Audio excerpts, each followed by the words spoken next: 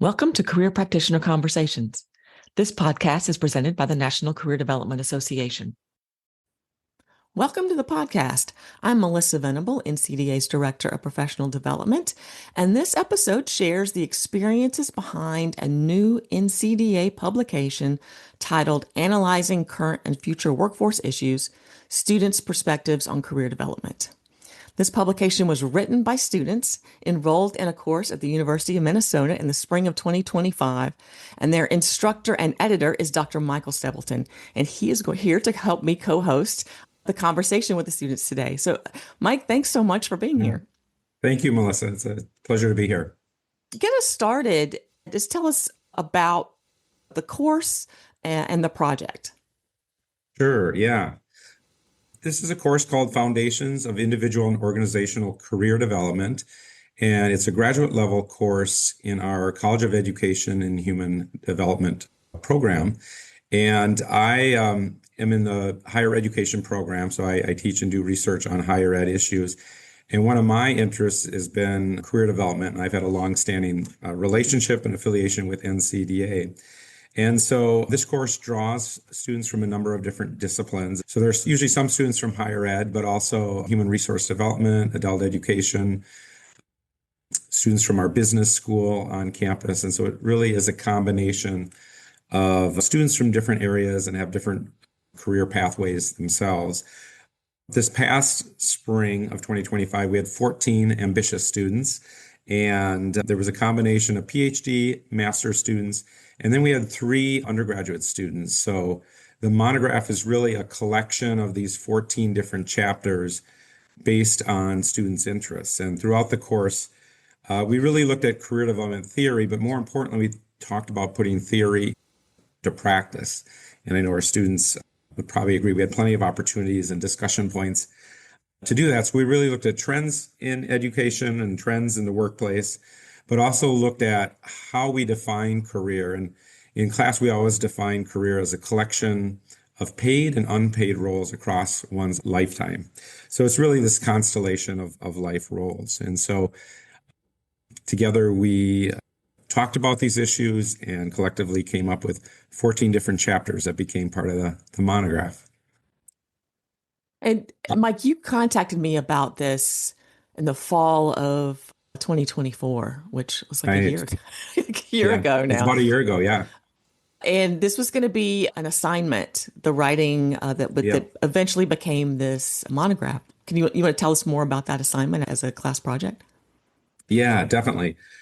I think most faculty members and most instructors have some type of final project, right? And usually the students dutifully complete it and they get their grade. They might get comments, they might not, but it ends up being sort of a static piece. It's a requirement or a check, to get that final grade for the course. And about a year ago, I started re-envisioning, different ways for students to have more of a developmental learning process and to get feedback on their writing.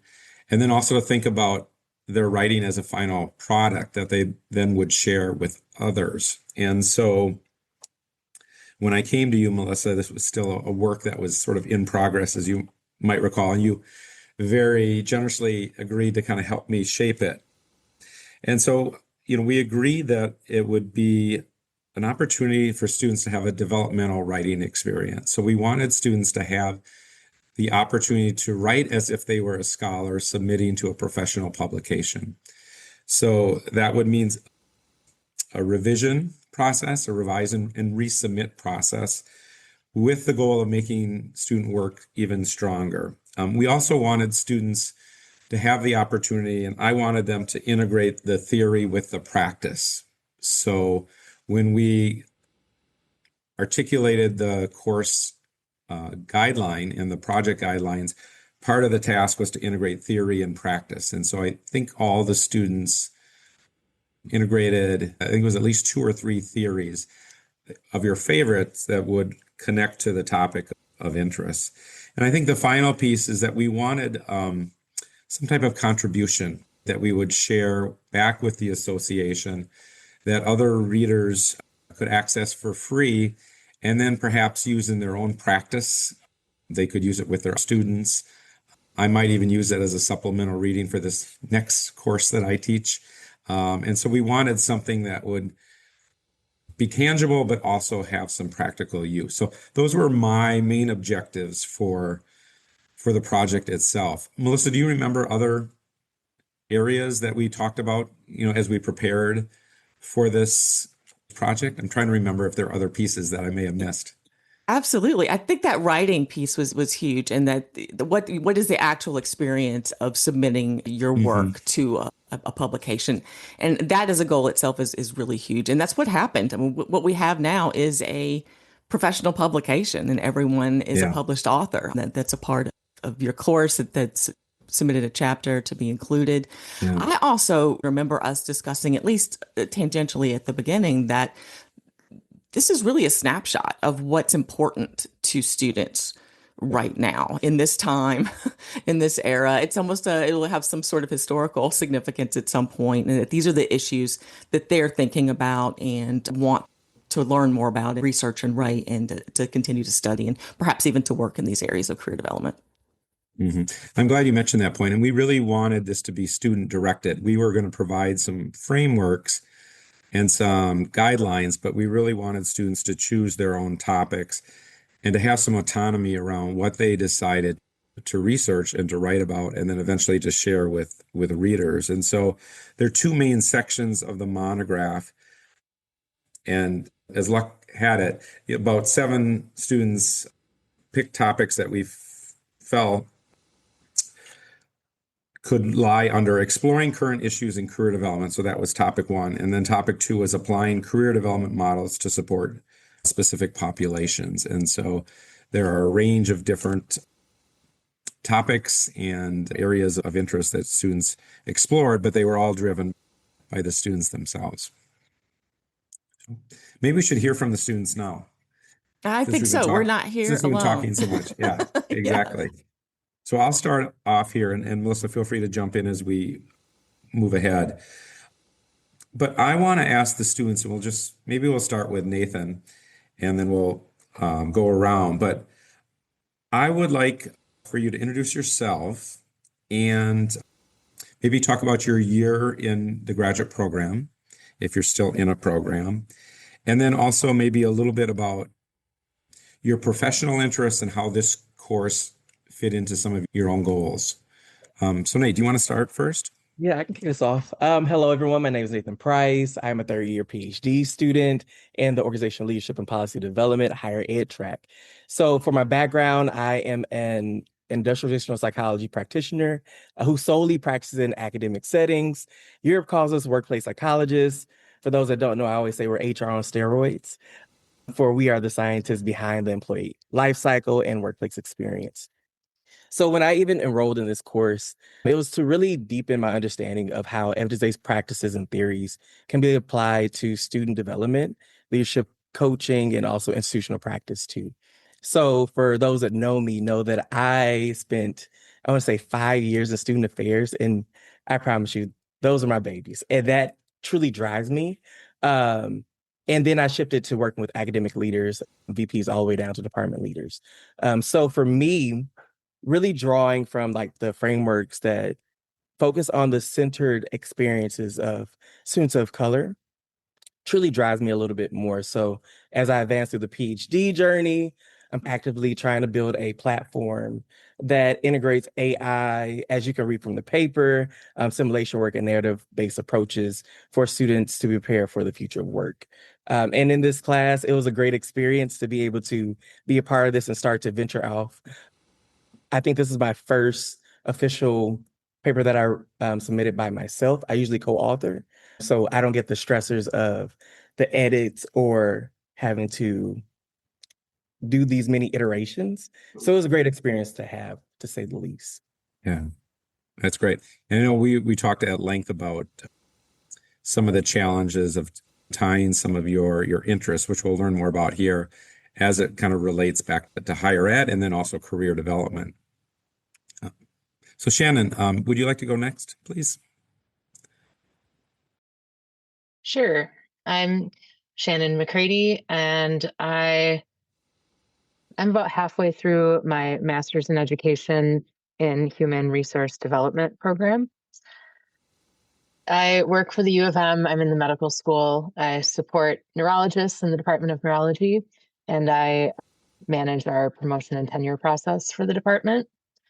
And I took this class because I want to work in human resources, and I felt like career development is a really important part of that.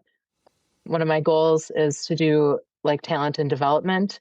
So this class was extremely relevant to what I want to do. And I learned a lot about how we can support people. And then, that led into my topic for the monograph, which I'm still very passionate about. So it was a great opportunity. So you've got one more year left, Shannon, in the program? I think I have like 3 semesters. Okay. It depends on if I'm going to do a minor. I haven't decided. Okay, great. Thank you for your introduction. Kirsten, would you like to go next? Hi, I'm Kirsten Koerth, and I just graduated from the Agriculture Education Master's program at the U, and I became interested in this class because a huge part of teaching and student teaching is advising students on their career path and their career journey. So it was very relevant for me because I was student teaching at the same time. And so it was great to be able to apply what I learned in class to my teaching experience. Excellent. And you're a recent graduate as of this past spring, is that right? Yep. Kirsten, great. Yeah. So Kirsten, since we're with you, maybe we'll have you respond to the next question initially. Tell us a little bit more about your selected topic for your chapter, and then how did you go about selecting it, and maybe what you learned from the process? Absolutely. My topic is on male college enrollment decline and the tool belt generation, and how to apply the career development theories to that issue. So I became interested in this topic because I'm seeing it play out basically in my student teaching experience, and seeing a lot of male high school students not really be interested in college, and this huge interest in trades, or as it's come to be known, the tool belt generation of kids going into trades instead of going to college. And so I kind of became interested in that because I was seeing it every day, and it was great because I was really passionate about the project. So I was able to really dive in, and it really became a very interesting project for me. What was like kind of one takeaway that you wanted readers to possibly learn from your writing, or a contribution that you hope that readers take away? Yeah, I think that I would love for people just to have more awareness about this issue, and understand the kind of unique issues that are present for male high school students who are looking to go to college or who are not looking to go to college, and some of the pressures that are on them, and the unique situation, I guess, that they're in now, and then how we can address that, especially teachers or other staff in high school can address that to help students realize that they can go to college, that it is possible for them, that there's value in a college education, and that it's important for students to have that as an option. Of course, it's not the right choice for everyone, but that students should feel as though that can be an option for them. And Kirsten, I'm glad you referenced that tool belt generation term. I think we talked about that last spring, how many are now considering sort of more tangible career options. And this particular author, I think it was a Wall Street Journal article, talked about this is sort of the tool belt generation, and it certainly applies to your topic of inquiry. So thank you. Shannon, let's go over to you. Could you talk a little bit about the topic that you selected for your chapter, how you went about it? I remember having numerous conversations with you about literature and how to narrow it down and how to find the most recent citations. Talk us through that process a little bit, and what you gained from the experience.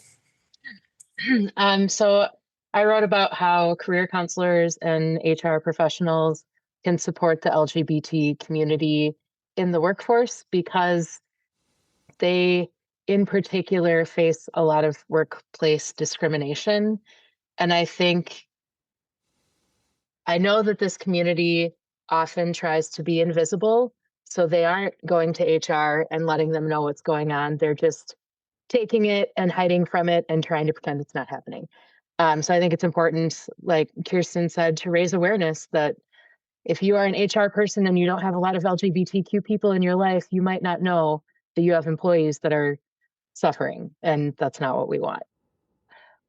I'm a parent of a couple of queer kids, and they both have friends that live with us right now, so I'm surrounded by it, and I'm very aware of it. And I learned a lot from writing this paper. Like, it's one thing to be aware that LGBTQ people suffer from discrimination. It's another thing to research it and find all of the statistics and realize just how bad it really is. So that was quite educational. One of the things that I learned is that this started in 1953 when Eisenhower issued an executive order basically banning LGBT people from being employed by the federal government. And that was not repealed until 2017, which was Obama's very last executive order. So for 64 years, we were literally blatantly discriminating against this community of human beings, just like everyone else. So that was kind of shocking, I guess. And I also learned all of the ways that I'm ignorant about this history. So that was great to learn. And then I hope that when people read my article or my chapter, that they find some empathy for this community and start to realize how maybe little things that they've done. I think we've probably all said things we shouldn't say when it comes to discrimination against any group of people. But I hope that reading it will help them see that sometimes casual words and phrases can cause harm, especially at work, where we should just, respect our coworkers and be kind to everyone. Yeah, thank you, Shannon. Such an important and timely topic, and I was really glad you dug into it. I think early on in the semester, I kind of had a hunch that that was going to be your chapter focus through our conversation. So I'm really glad you dug into the assignment and made the contribution that you did. Thank you. Nathan, let's go to you. Talk a little bit about your chapter, how you went about selecting it, and what you learned and what you want readers to get from it. So I've heard this statement from a leader when we're talking about AI. I know there's been multiple conversations of how leaders are trying to use AI to leverage a better workforce, how people are trying to get rid of jobs as well and use AI to inform that too. And the quote that someone told me that it just sticks with me is someone stated, you can either be a baby with a hammer or a mastermind with a powerful tool. And the things that I'm starting to realize with working with individuals as they explore AI is that they are utilizing it sometimes incorrectly by not putting a lot of the input that's needed for really sound judgment as well. And also for this statement of AI is going to be get rid of a lot of jobs too. And that is not, it's just impossible to get rid of the components that we would have with career development. So for me, I was able to explore a little bit further in how we can utilize AI as a tool to enhance access to students, because even with looking at how many students each guidance counselor has, it's ridiculous to even assume that somebody could have one-to-one conversations with a caseload of 375 students and above. So for me, it's always thinking about that systems theory lens of what can we do to advance the systems that are already here, that are broken, or that needs a little bit of tweaking to make sure that all students have access to career development. Because I think every student deserves a career development specialist to assist them as they try to map out their, I would say, or navigate their career journeys, to say the least. And it does start off in high schools. Every year when students graduate, they're asked, so what do you want to do with your life? And that is a scary moment if you don't know. But I silly don't think that we put enough time and effort into training individuals of what are their core competencies already, what are the skills that they may have that they can leverage and bring into any workspaces, education. I think building that self-awareness is needed. One stat that I always state is 95% of people believe that they're self-aware, while the actual number is 12 to 15%. In order for us to really leverage our tools, I think that AI is a good tool to utilize to make sure that we are giving students what they need and also training them in the ways on how to use it properly so it doesn't create harm, to say the least. Yeah, and I really appreciate the title that you came up with because I think it captures the message that you just shared with us. It was AI colon a possible career development tool and not our replacement, right? So I think that kind of captures kind of the challenges and struggles that we're trying to reconcile with AI and how does AI fit in with our lives. And Nate, your piece fit under that first section, exploring current issues in career development, which I thought was a great contribution there in the first part of the monograph. I want to share 3 other titles that appeared from that first section. These were from other co-authors, your peers. The first one was employee retention and generational issues. Second one is called The Future is Hybrid. And the third one was DEI and organizational diversity issues and trends, applications to career development. So somewhat connected, Shannon, to your topic, but looking more at maybe broader at some of the DEI and belonging issues. I want to move next kind of into the process piece and ask students and also Melissa to talk a little bit about the process of writing and actually contributing to the monograph. And I know for many of you, this might have been your first scholarly opportunity, right? You probably wrote papers for classes, but maybe this was your first byline on your CV where you had to get professional feedback and revise it. And so this process started early on. In retrospect, we probably could have started earlier. I think Shannon, we talked about that one time, is this could have been a full semester length project, but I think we started it in March as a class and then got done with it by the end of April, early May. But so it took a little while, but that's the process of academic scholarship. So Shannon, maybe we'll start with you. Can you kind of describe what that process of writing was like? So, you've talked already about selecting the idea for the chapter, but what were maybe some of the challenges? What was enjoyable? Maybe just your overall experience as a emerging scholar and author. I think probably the biggest challenge was sorting through so much material because there's academic research, there's, I don't know, would you call it industry research? Like the Human Rights Campaign has done a lot of research on this, of course. So there were, I still have a stack of papers on my desk from that project that's huge. And I threw away what I didn't use. So it was a lot to weed through. And I finally had to just decide that I was primarily looking at articles since the marriage equality passed in 2015. So I kind of had to pick a place to go from, and that helped narrow it down a little bit. And then the writing process, I've written so many papers, I couldn't possibly count them, but I've never obviously been published before. And so I think the writing process went the same as it ever would until we got to the editing. And as someone who prides herself on being good at proofreading and editing, it was an experience to be edited. Not in a negative way necessarily. It was just interesting to see someone else pick apart my paper the way I've done to my kids so many times. So it was a really good experience. I would have liked to have been one of the people that got a second round of edits because I felt like the first round was such basic stuff. It was the stuff that made me cringe that I didn't catch it. And I would have liked to have seen if more improvements could have been made to my writing if we could have gotten into like the more nitty-gritty stuff. And then after the fact, every typo that I still see in it just drives me absolutely bonkers and that's just how it is. I find typos in books that I read all the time. So I know that's just reality, but I hate it so much. That's probably the most painful part for me. I want it to be perfect.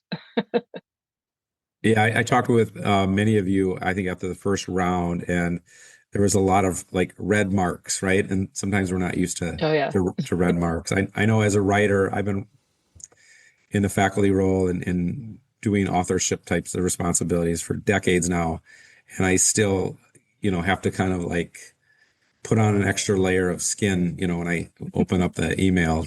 And I know, Melissa, we've talked about this too, is it's still sometimes difficult to get that feedback, even though it's meant in the spirit of improving your work. So, Nathan, you want to talk a little bit next about kind of the process for you? And I don't know if there were certain challenges that in retrospect you can identify. Maybe there were some highlights. Like what was the overall experience like for you? Let me start off positive first. It was actually a great experience to see my scholars and like read their papers because there's very many iterations of it too. You built a great support system with having us to relay iterations and also like go through each other's papers as well, have discussions from it, pull together a lot of the insight that was needed to like form our papers. So I did appreciate that.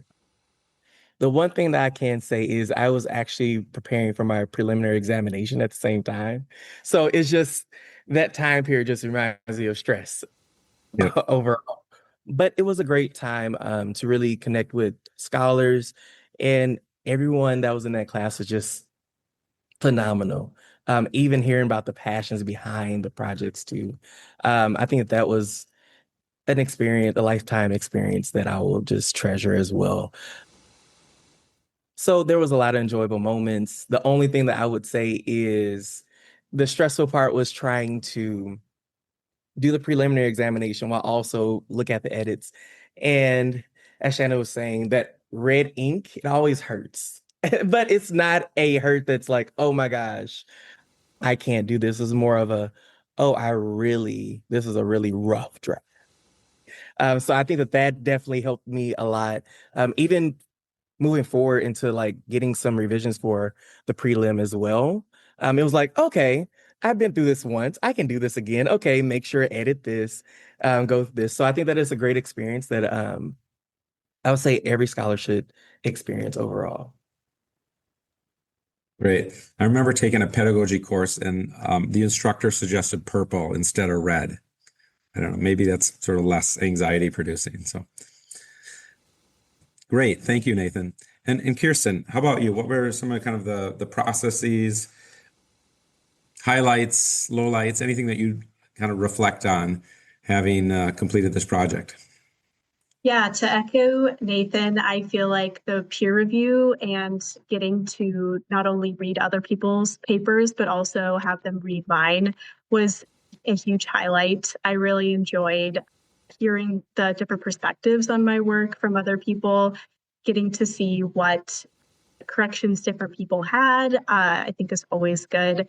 And I also, again, really like to see what other people were interested in. And it helps me just connect more what we were learning in class to some of the issues that are going on in the current workforce trends. And so that was a huge positive. I would say for my topic specifically, it was a little bit difficult to find a lot of scholarly research just because it's a relatively new issue. So there was plenty of news sources and preliminary research, but not as many journal articles, which was fine because I felt like I was able to find enough to bolster my argument. But that was probably a challenge for me. The editing, I actually found it very comforting because I felt like there was someone kind of watching my back or something. Having someone catch my errors felt very comforting. Like, I didn't feel insecure about submitting my work to be published because I knew that if there was anything small, it would be caught. So, or at least that there would be more eyes on it. So I found it to be a comforting thing, though. Again, like Shannon mentioned, it was, you look back and you're like, how did I miss that? Yeah, thank you, Kirsten.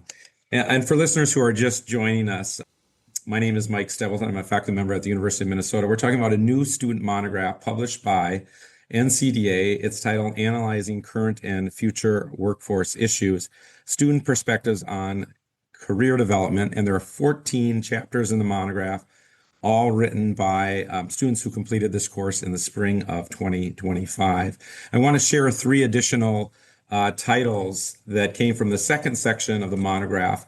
This is the section titled Applying Career Development Models to Support Specific Populations.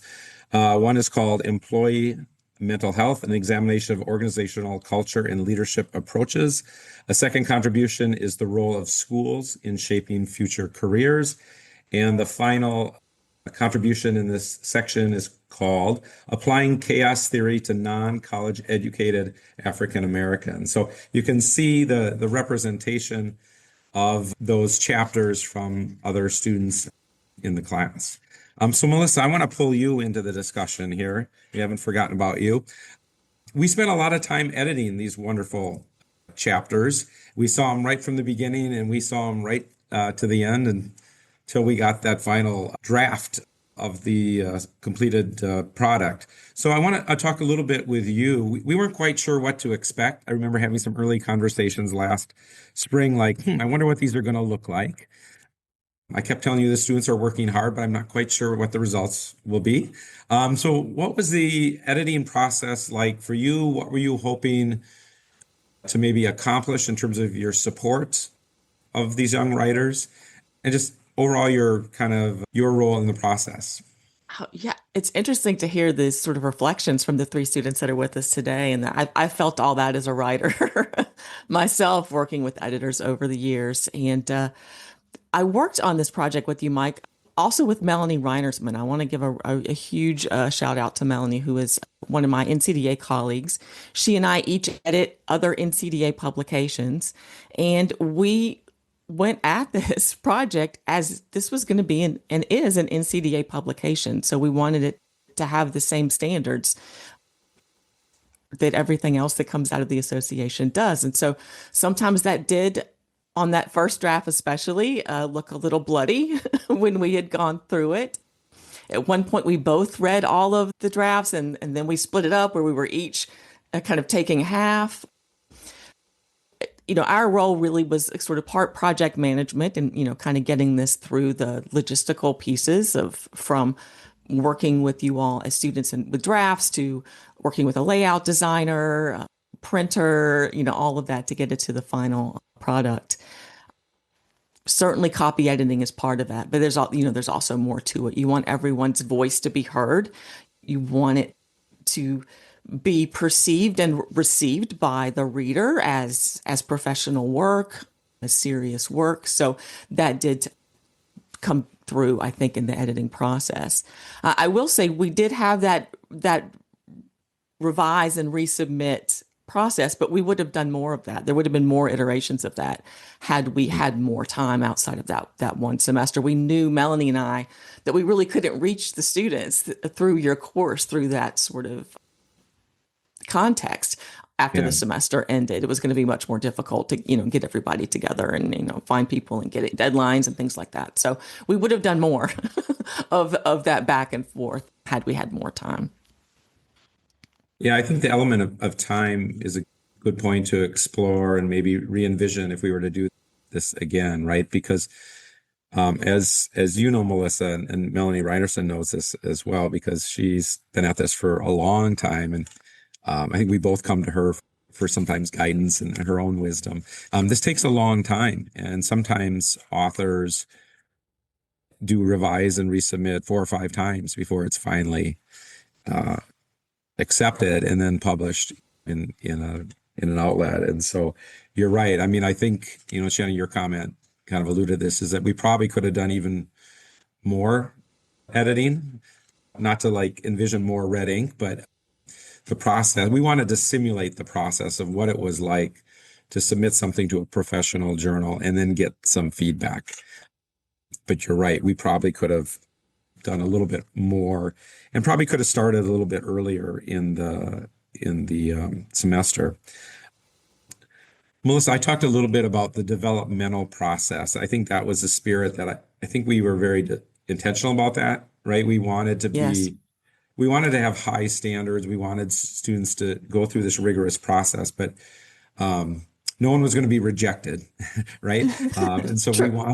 we wanted people to have this opportunity where they were learning from each other, and we did some peer review process in class. I read the work, and so students were getting feedback from different sources throughout the journey. Can you say a little bit more about maybe the developmental process that maybe you took with this project, but maybe what NCEA does kind of generally with writers who might want to Sure. commit to a professional publication? Yeah. Oh, absolutely. That kind of to Kirsten's point here, we're on your side, right? We're part of the team. We want your work and your voice to be out there and is in the best possible way, so that it will be received by the most possible people. So we went at this particular project, Melanie and I, and we met to discuss it on our side, kind of how are we going to do this? How's it going to work? We wanted again for it to be professional editing, right, that you were going to receive. But then we also did more, I think, in the comments and things on the document. So it wasn't just this is wrong or take this out, but this is why this is wrong, or this is why we want you to take this out, or this is why we think you need more. So knowing that you were students, knowing that this is just for many of you, your initial sort of foray into this kind of writing and editing process, we wanted to give you a little bit more background to again develop those skills. You're going to do this hopefully a lot more. And I know with the membership magazine that I edit for NCDA and the web magazine that Melanie edits for NCDA, we want to publish. We want you to get published. I mean, we really want to work with authors and submissions to get them where they need to be. So we're not trying to weed out. Right. And this certainly was one of those situations as well. Yeah. Yeah. I think we wanted students to have the opportunity, right, to publish. And Yeah. some of you might go on and do additional published work. For others in the class, maybe this was going to be their lone opportunity. And what a great opportunity to have the support of, 14 other students and faculty and editors at a professional organization to try and accomplish that goal. And I've heard from a number of you through probably LinkedIn posts that, this was a dream of yours, to see your name in print, or maybe you read other people's work at one point growing up and you thought, I wonder what it was like to see my name there. And all 14 of you now have had that experience and accomplishment. So I think that's something to acknowledge for sure. So I have to tell everyone, I just have to be very honest. I've been bragging about the students and this product to a number of my colleagues, my faculty colleagues, and telling them what we did. And they're pretty impressed with you all, just to let you know. And some of the responses I get from these faculty members are like, how did you get them to do that?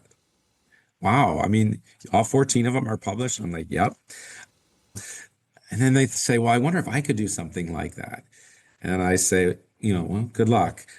Don't do it through NCDA because that's us. But my question is to the students is, what advice would you give to maybe other instructors or educators, could be in higher ed or outside of higher ed, who might be interested in creating, let's call it a capstone experience that maybe could get published elsewhere, or maybe it's just a learning opportunity in class where students work on a completed piece with multiple revisions.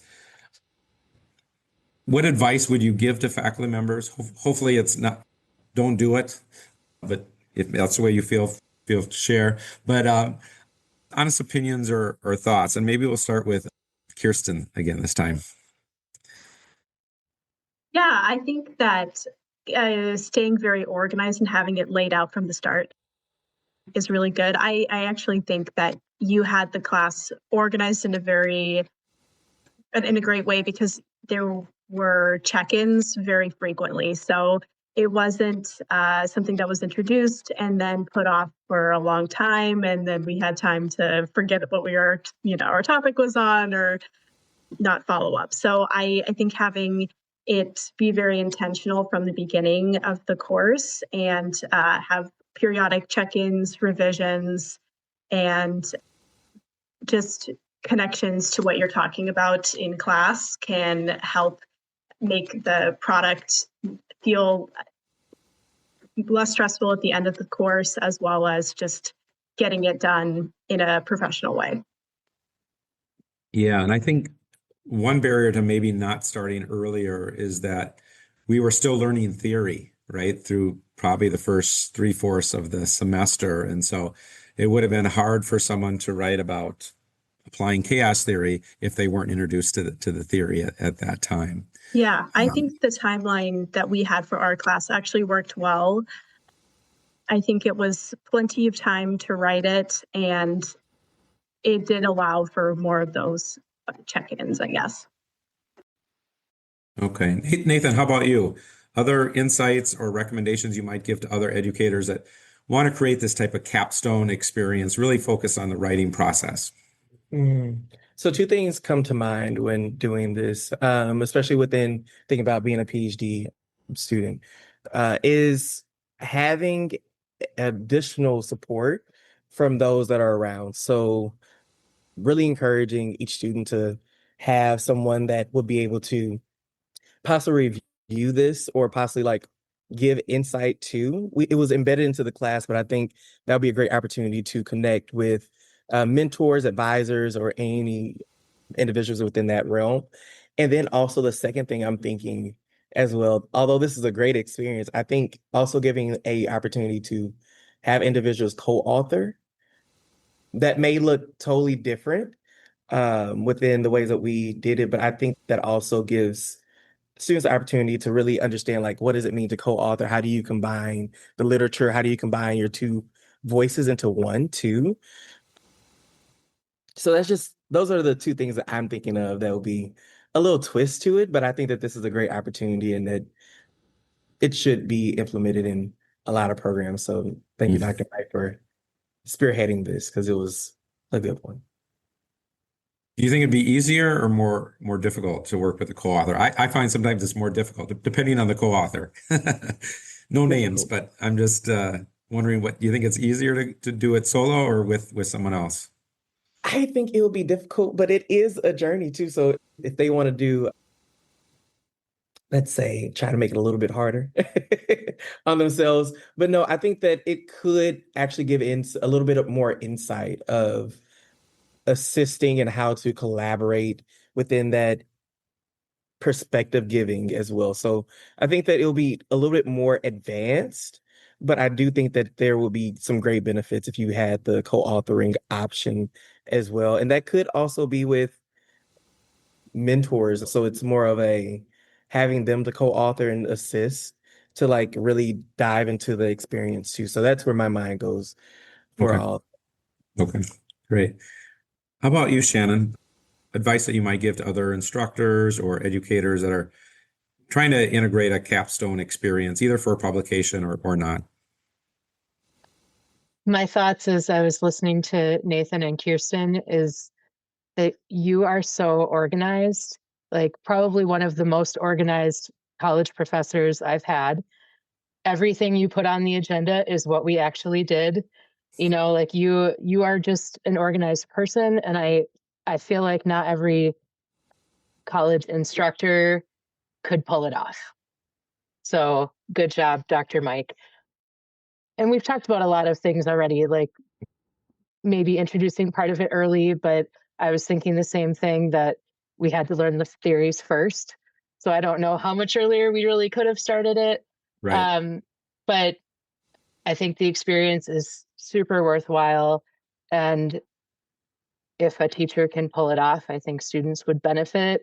And to Nathan's point about the co-authorship, I think that was a really great idea, because if you have a future in academia, you are going to be co-authoring lots and lots of publications, hopefully. So I think there's definitely merit there too. Maybe that's a graduate only option and we wouldn't include undergrads in that or something, but I think that would have some real value as well. Thank you, Shannon, for your kind words. I also want to pull in Melissa to this response. I don't know if I can convince you to do this again. We have to have that follow-up conversation, but if prospective faculty members or educators approached you or someone else in the editing kind of profession about wanting to do a project like this, what might you advise from the editor perspective to faculty or educators? Two things come to mind. The first is this needs a budget, right? So we, in this past year, in 2025, we had President Marty Apodaca at NCDA, and he's just moved into the role of past president. Well, while he was president, one of the parts of his platform, one of the things he was working to support was graduate students in career development. And so this project came at the perfect time, the proposal to do this, and there was a budget for it. So, we've got layout designers again, we've got printers, editors' time, all of that, has got to be kind of factored into whatever that product is going to be that you want to come out of it. And the second idea is to maybe you get this ball rolling in that initial semester, and then you have like a 1-credit course add-on that takes you into the next semester or even 2, so that you've got that continued time to dedicate to work on it, give you more time, but also you get credit. The student is not sort of working outside of the semester they've just closed trying to get this done, which is kind of how we tried to wrap it up very quickly so that we didn't have to ask much of them after that course ended. Yeah, I like that idea. And I know different departments and programs have experimented with a writing for publication course. Oh, yeah, It could be a 1-credit or a pass-fail class, but I like that idea for students that really want to develop those skills, in addition to maybe the course content where we lay out the expectations and form the ideas and get started with the process. Yeah, I think it could be really creative with it.